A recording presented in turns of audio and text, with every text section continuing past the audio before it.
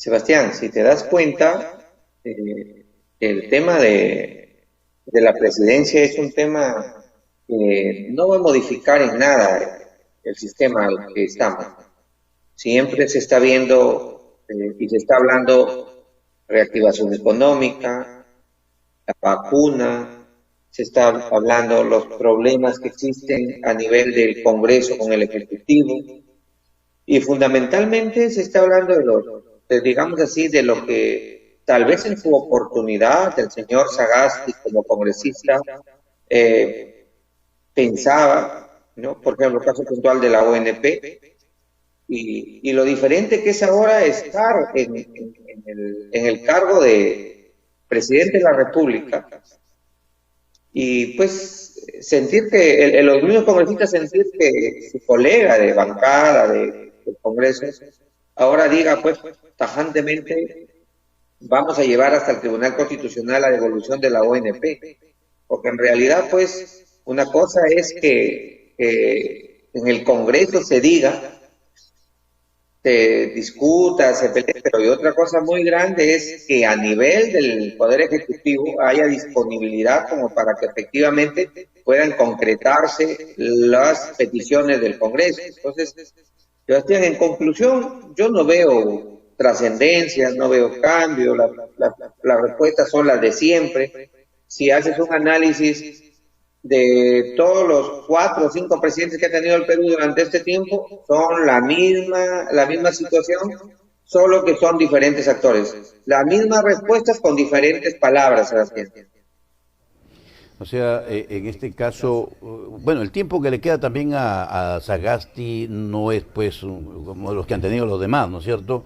Que podemos esperar de él, y siempre lo hemos dicho, y tú también coincides con ello, inclusive con el mismo presidente que está actual, frente al presidente que hemos tenido, que se nos fue prácticamente el señor Vizcarra, en la cual se ha tenido un tiempo más que suficiente como para por lo menos acordarnos de él, de lo que ha hecho por Piura.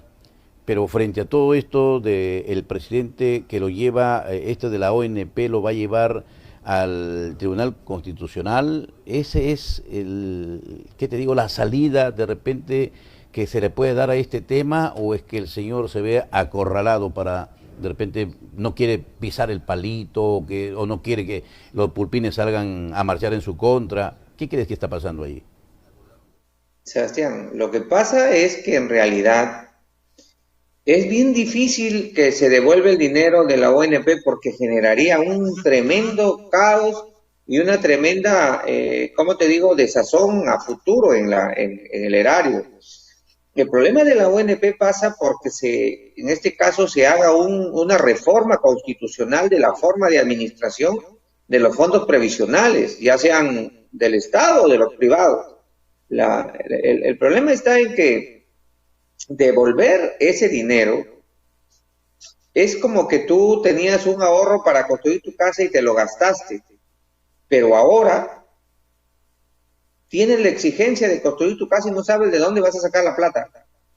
El problema es que la mala administración del Estado ha traído consigo de que a disponibilidad de dinero de los fondos de la ONP no existan a la mano como para disponerlos inmediatamente. Entonces el Estado lo que tiene que hacer es coger de otro lado para poder devolver ese dinero. Ese es el problema, Sebastián. Claro, pero entonces no tiene la culpa la población, que se le ha descontado mensualmente por su dinero por este seguro, ¿no es cierto? Entonces, ¿qué se puede hacer ahí? Si no se quiere afectar al país, claro que Sagasti no es el culpable, porque esto viene de otros gobiernos. Entonces, ¿dónde está el dinero de los que aportaron? Ese es el gran problema. Lógico. Ese es el mal manejo, Sebastián. Por eso es que urge una reforma constitucional para que se administre adecuadamente, porque no hay un sistema adecuado de administración y por eso los privados hacen lo que se les da la gana con nosotros y el Estado no tiene para devolver el dinero. Ese dinero es un dinero legítimo. Si tú dices, quiero que me lo devuelvan, en realidad que te devuelvan no es legítimo, porque eso está dado para una cuestión de una pensión. Por ahí vamos, por la forma. pero en el fondo el problema es que el Estado no tiene el dinero para devolver. Lógico, entiendo. Es diferente a la AFP, ¿no es cierto? Sí, es diferente. Ajá. Es muy diferente porque la AFP ya empezó a funcionar a través de un sistema sobre la base de qué, de que yo aporto y va a un fondo exclusivo mío, un fondo privado. Es muy diferente a la ONP. El principio que rige las previsiones o el fondo previsional es el principio de solidaridad, que todos deberíamos, digamos, ser solidarios y apoyarnos en ese sentido. Pero ahora, acá frente a lo que diferente. se está hablando de los cambios de los oficiales de la Policía Nacional del Perú, en la cual él ha sido claro que esto tenía que darse de todas maneras. ¿Tú estás de acuerdo, concuerdas con lo que dijo ayer el señor Sagasti?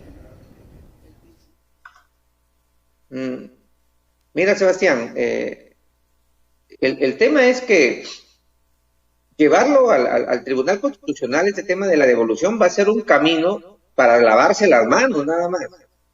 ¿Por qué? Porque el Tribunal Constitucional va a decir lo mismo que dice el señor Sagasti, o sea, el fin previsional, etcétera. Y si el Tribunal Constitucional dice que se le devuelva, porque es un aporte, que algo que no veo, el Tribunal Constitucional yo creo que va a decir que no se puede devolver. Entonces, definitivamente, al final lo que dice Sagasti tiene sentido en la actualidad, pero que simplemente es una evasión del Estado. O sea, es como decir salir del momento.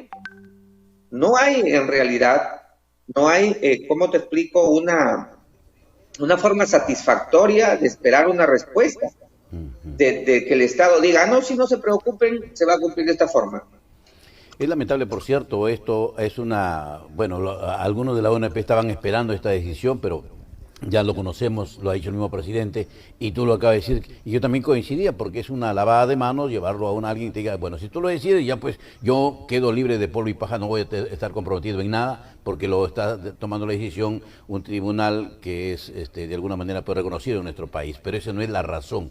O sea, no hay una decisión de parte del mismo presidente de la República, seguramente porque no hay el dinero, pues no existe, o sea, sería un forado que le va a hacer al Estado y en este caso, Enrique, vamos a suponer que el presidente desconoció eso y dio paso a esta ONP. ¿Estaría involucrado el presidente de repente en situaciones que mañana más tarde sea observado por el Congreso, por el nuevo presidente de la República, en el supuesto caso de tomar la decisión adversa? Yo creo que sí, Sebastián. Yo creo que sí. Lo que pasa, Sebastián, es que, mira, contrario dicho, si actúas contrariamente a lo que se sostiene de manera técnica, es decir, que tú entregues dinero que sacas de otra parte, generas o malversación, o generas cualquier otro tipo de acto que puede contribuir a hacer un delito. Lamentablemente es así. Entonces, mira, Sebastián, si lo vemos desde un punto de vista social, ¿quién no quiere que le devuelvan su dinero? ¿Verdad? Entonces, el Congreso lo que pasa es que está actuando de una manera social. Lastimosamente es así. Y ese acto social que refiere el Congreso genera falsas expectativas. ¿Por qué? Porque el Congreso dice, ya aprobamos la ley para que le devuelvan su dinero. Y eso es, en realidad, en la práctica es algo que no se puede cumplir. El Congreso sabe, solo que más le beneficia ser populista, más le beneficia llevarse los aplausos y después decir, no, nosotros aprobamos, pero es el Estado el que te lleva a un proceso y al final es el Tribunal Constitucional el que te está diciendo que no, nosotros ya lo definimos, ya lo hemos autorizado. Ahora, cambiando este tema e ingresando al otro del mismo expresidente de la República, en este caso del señor Martín Alberto Vizcarra. Él manifestó antes de salir que él iba a contestar todo esto ante el Ministerio Público en el supuesto caso de ser llamado, porque el proceso creo que ya está abierto. Ahora él va con el número 1 postulando al Congreso de la República. Este sería con el fin de, bueno, pues ingresar como congresista de la República y ser intocable en sus decisiones que tome, a pesar de que él lo dijo, Es cierto, me vas a decir seguramente porque como abogado vas a decir, pero mientras no haya una sentencia, ellos pueden postular. Pero ¿crees tú que es ético, sabiendo que hay un proceso abierto, estas personas deberían de abstenerse para que no vengamos después a lamentarnos de lo que hoy estamos diciendo? Hay 68 congresistas comprometidos en estos juicios, pero ¿por qué? ¿No crees tú que más bien deberíamos de alentar a la población a que no voten por estas personas que realmente llevan juicios pendientes, que no hay una sentencia pero tienen juicios? ¿Cuál es tu comentario como abogado, Enrique? Sebastián, ese es lastimosamente, el problema es de que se presenta cualquier persona y quien elige somos nosotros. El problema pasa porque, mira, yo les decía y siempre mantengo esto, ¿no? La reforma constitucional para mí es importante. Es importante, ¿por qué? Porque, por ejemplo, la Constitución es la que permite que las personas que tienen condena de primera instancia puedan postular mientras no haya salido la condena en instancia definitiva. La Constitución permite, por ejemplo, que cualquier persona sin tener ningún requisito, además de ser ciudadano y tener 35 años, pueda postular incluso a la presidencia de la República. Entonces, ¿qué pasa acá, Sebastián? Lo que pasa acá puntualmente es lo siguiente. Si nosotros, como ciudadanos, puede presentarse todo aquel que quiera y elegimos de manera responsable, no pasaría. Pero esto no se da en el Perú porque, imagínate, pues, ¿no? Aún tenemos políticos que están investigados, sancionados, en fin, como congresistas y otros que aspiran a hacerlo. ¿Sabes cuál es el problema acá? El problema radica en lo siguiente, Sebastián. La inmunidad es un tema mal concebido o mal aplicado en nuestro sistema, porque la inmunidad, de acuerdo a la Constitución, te protege para los hechos que cometes durante tu función, no antes. Y es por cuestiones de carácter netamente funcional político. Por ejemplo, ¿qué pasaría si Sebastián Yesquén es congresista y el día de hoy vota a favor de un proyecto de ley de devolver la ONP? Y como no es posible, el gobierno o el ejecutivo lo denuncia a Sebastián Yesquén diciéndole: Sebastián Yesquén está cometiendo un delito por ejemplo, al pregonar de que la población se levante en contra de nosotros.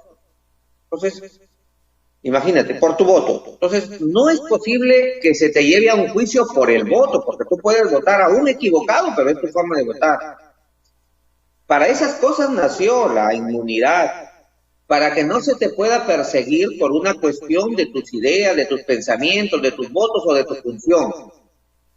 No porque cometiste delito antes y que porque eres elegido congresista, ya vienes acá y te conviertes en intocable. Ese no es el sentido de la inmunidad. Ese sentido le ha dado el Congreso de la República a partir de la época del señor García. Antes no. Entonces, no es que la inmunidad esté mal dada, o en todo caso que permita que congresistas sentenciados sigan siendo congresistas. Esa es una interpretación equivocada del Congreso. Ahí viene el problema del levantamiento de la inmunidad. Por ejemplo, la reforma constitucional debería abarcar un tema de decir quién se debe pronunciar para que se levante la inmunidad del congresista. ¿El propio Congreso? Pero ¿qué pasa si las bancadas se ponen de acuerdo? Caso del señor Richard Acuña, caso del señor Donaire en el pasado Congreso, actualmente del congresista Humberto Acuña y de otros. ¿Qué pasaría si ellos son los mismos que tienen que autorizarse para que se investiguen? Entonces eso no va a pasar. Acá lo que pasa es por una reforma constitucional y determinar. Si sigue la inmunidad, lo tenemos como una figura para protección de los comunistas, muy bien. Si es que sigue la inmunidad, ¿a quién le correspondería levantarle la inmunidad a un congresista? ¿A un poder externo, puede ser el Poder Judicial? ¿O le corresponde a los propios congresistas, que ya sabemos que ellos jamás se levantan la inmunidad? Ese es el problema, Sebastián. La inmunidad es una figura que debe proteger conforme a la naturaleza, al sentido y al origen de la inmunidad. Debe proteger al congresista por delitos de función, no por delitos comunes, no porque robó, no porque estafó, no porque falsificó, no. Eso no protege la inmunidad, definitivamente. Están completamente equivocados en ese sentido, Sebastián. Ahora, ¿estás tú de acuerdo entonces que sí postule señor Martín Vizcarra? A ver, el problema pasa porque mientras no haya una restricción para que postule, va a ser legítimo que postule. Ahora, el problema somos nosotros. Aquellos que vamos a votar deberíamos ser responsables y analizar hojas de vida, analizar el comportamiento del que quiere ser representante, ojo, del Congreso. Al Congreso no se va a hacer obra, al Congreso se va a hacer leyes. Y eso es lo que debemos entender. Mira, Sebastián, particularmente a mí el señor Vizcarra no me genera ninguna convicción de que tenga, ¿cómo te digo?, de que tenga, cuando menos, un pensamiento relacionado a fortalecer el sistema legislativo o el sistema de dación de leyes en beneficio del pueblo. Él ha sido parte del Ejecutivo y él ha sido una persona que tenía dinero a la mano y que podía hacer una obra. No lo he escuchado hablar respecto a digamos así, a capacidad que tenga para proponer una ley en favor de la población o modificar el status quo que está ahora. O sea, yo no he escuchado absolutamente ninguna propuesta como candidato al Congreso, al margen que lo que habla él es lo que ha sucedido cuando él ha sido parte del Poder Ejecutivo. Entonces, hasta ahora yo no le escucho nada novedoso, ni nada nuevo, ni bueno, con relación a la función congresal del señor Vizcarra, para nada. Ahora, yendo ya, vamos bajando de nivel y llegamos a la unión. Como abogado, ¿cuál es la lectura que tienes? Por ejemplo, vamos a suponer que mañana a Sebastián Yesquén trabajó en la municipalidad y mañana me sacaron de ese puesto en la que yo estaba. Y ahí comienza la autoridad a decir que me votan por una serie de irregularidades. La pregunta es, ¿estas irregularidades que se presentaron en su momento, debió el alcalde recibirlo a través de un documento, de repente sustentar esa denuncia para presentarlo en una sesión de consejo en la cual lo ha hecho públicamente? Y si no lo hay, la persona afectada en este caso de repente podría denunciarlo por difamación y calumnia a la autoridad edilicia si no presenta documentos a lo que se ha referido en esa sesión de consejo, abogado. Por supuesto que sí, Sebastián. Mira Sebastián, lastimosamente, si es que hablamos de acá en el área local, yo estuve presente en la sesión de consejo el día viernes, creo que fue, o el día jueves, donde el alcalde, uno de los puntos que se estableció en una petición que hizo la comisión del tema de los límites de vice fue que sugería al alcalde que tome una reconsideración respecto al tema de que el señor Ramón Bayón había sido separado de su puesto, digamos así. Y cuando respondió el alcalde sí nos llamó la atención, particularmente a mí sí me llamó la atención, porque él estableció causas que podrían ser motivo de un procedimiento administrativo sancionador, digamos así, de una investigación a cualquier funcionario que haya cometido esos hechos. Pero de ninguna manera una autoridad de buenas a primeras puede salir a hablar y decir, no, yo lo saqué porque él dijo textualmente, sus palabras fueron, ha cometido muchas irregularidades, y nosotros esperamos cuáles eran esas irregularidades, porque él siguió narrando y dijo, bueno, que cuando hubo la repartición de las canastas en la biblioteca, dice que no le mandó los serenos para que cuiden. Creo que ese problema fue cuando entró la prensa y verificó que no estaban haciendo un trabajo adecuado. Pero le echa la culpa a Ramón de que por Ramón entró la prensa, más o menos eso yo entiendo. Igual sucede con el tema de que Ramón no participó en una intervención a un camal, que había llevado los serenos a su chacra, a su finca, no sé qué, eso es lo que establecía. Entonces, yo la verdad sí me llamó la atención, y después llegó Ramón, hizo su, digamos así, no se le permitió un descargo amplio, porque de ahí el alcalde dijo, terminamos la sesión, la mala costumbre de que cuando ve que las cosas no salieron como él piensa, inmediatamente se retiran y terminó la sesión. Pero Sebastián, al margen de eso, mira, deja mucho que desear los funcionarios y el propio, no todos los funcionarios que hablo, aquellos que tienen que ver con con asesorar respecto al tema de procedimientos disciplinarios o legales, caso procurador, caso asesor legal. Tengo entendido que en la Procuraduría trabajan como 4 o 3 abogados, además del abogado que es el encargado. Asesoría legal, de verdad, hasta ahorita no le veo una actitud proactiva en relación a las acciones que deba tomar la municipalidad. Sebastián, da pena el funcionamiento de la municipalidad. Y, tú vas a una sesión de consejo y te das cuenta cómo el alcalde a veces no tiene ni idea de cómo es una sesión de consejo, porque ahí hay la secretaria general y la secretaria general tiene su secretaria. Entonces, por ejemplo, la secretaria general no redacta el acta de sesión de consejo. Quien la redacta es la secretaria de la secretaria. Así estamos en la municipalidad. Dime, entonces, sí, te sigo escuchando. Te decía, es penoso escuchar a los funcionarios, ¿no? Es penoso ver cómo el alcalde solito está ahí y sus demás funcionarios ni siquiera se aparecen, ni siquiera le informan, ni siquiera le dan una sugerencia. Por eso es que a veces el alcalde habla y no tiene sentido lo que habla con relación al tema que se trata, porque claro, él no es experto, pero los expertos, que son sus funcionarios del área, nunca lo acompañan.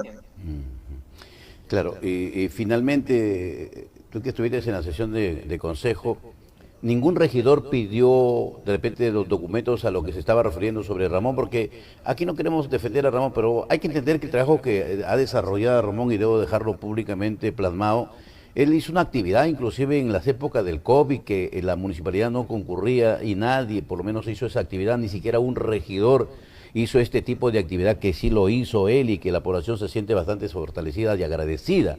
Entonces, frente a todas estas actividades que él hacía, aparte de su trabajo, lejos de que las autoridades por lo menos lo premien o le digan, bueno, pues un agradecimiento en una sesión de consejo. Y los regidores, la pregunta es, los regidores no dijeron nada, no pidieron ningún tipo de documento para decirle, señor alcalde, lo que usted está diciendo es cierto, no es cierto, muéstrenos documentos para nosotros también actuar y insistir ante este señor de todas las irregularidades que ha estado cometiendo. No, nadie, ni siquiera se refirieron al tema, nadie. El único que intentó sustentar que él lo había ido a ver a su chacra fue el señor Galesio. Ya. No, pero de ahí nadie pidió documento, nadie dijo, señor alcalde, esa no es una explicación adecuada para el cambio de funcionario. Y lo que tú dices es cierto, pues no. Mira, Sebastián, el 100% de la población del Distrito de la Unión, el 100%, cuando ocurre un hecho no llama a la policía, llamaba a Ramón. Exacto. El 100%. El 100% de la población ha considerado que quienes han actuado lo más rápido dentro de sus posibilidades han sido los serenos. Todo el mundo sabe que el alcalde nunca dio la cara en pandemia, ni sus funcionarios, y que el único que se atrevió a estar frente a esto fue Ramón. Eso ni que dudarlo. Sería algo pues ya demasiado ignorante negarlo. Sí es cierto, Sebastián, que por ejemplo dentro de la función administrativa hay funcionarios que han cobrado sin trabajar en tiempos de pandemia. Hay funcionarios que llegan a las 10 de la mañana y salen a las 12 del día y cobran su sueldo normal. El alcalde lo sabe, pero no dice nada. El jefe de personal o quien sea, me imagino que debe saber, pero no pasa nada. Entonces, eso nos invoca a la reflexión, ¿no? ¿Por qué, por ejemplo, el alcalde permite de que el señor que ha venido en Serenazgo, no sé cómo se llama, es Mujica, creo, no, él es de transporte, ha venido Mujica con un transporte. equipo completo de transporte, no ha venido con un equipo completo, ha venido con secretaria, ha venido con inspectores, ha venido con asistente, ha venido con asesora legal, me dice. O sea, ha venido con un equipo completo y esa es una carga para la municipalidad. ¿Por qué la municipalidad en todo caso no promueve su personal, sus fiscalizadores, los capacita, los acredita? Y si ellos pueden hacer la labor, ¿por qué no hacerlo? ¿O es que acaso en esta situación no hay una decisión de parte del alcalde, sino que lo que deciden son los asesores y ellos son los que toman decisiones hasta de personal? Y pareciera que así es, Sebastián. O sea, se está destacando personal del gobierno regional, de la municipalidad provincial para la unión. O sea, mira, yo creo, Sebastián, que si tú tienes un personal eficiente en tu institución jamás permitirías destacarlo. Tú no soltarías a un personal eficiente para dejarlo ir a otra municipalidad.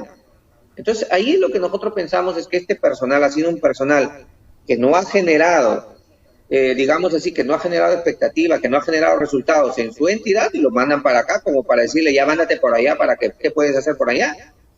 Y nosotros lo recibimos diciendo, no, acá en la Unión no hay capacitados para ejercer esa labor.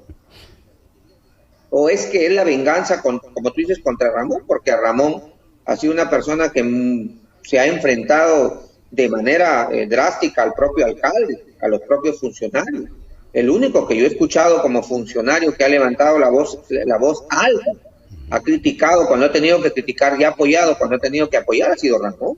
No ha habido otro. Entonces, yo concibo, Sebastián, y termino diciéndote esto. Para mí, el cambio de Ramón obedece a una venganza del alcalde. Eso es lo que creo. Venganza del alcalde. Bien, te agradezco bastante, Enrique Bayona, por tus apreciaciones y hasta en cualquier momento. Gracias, Sebastián. Hasta otra oportunidad.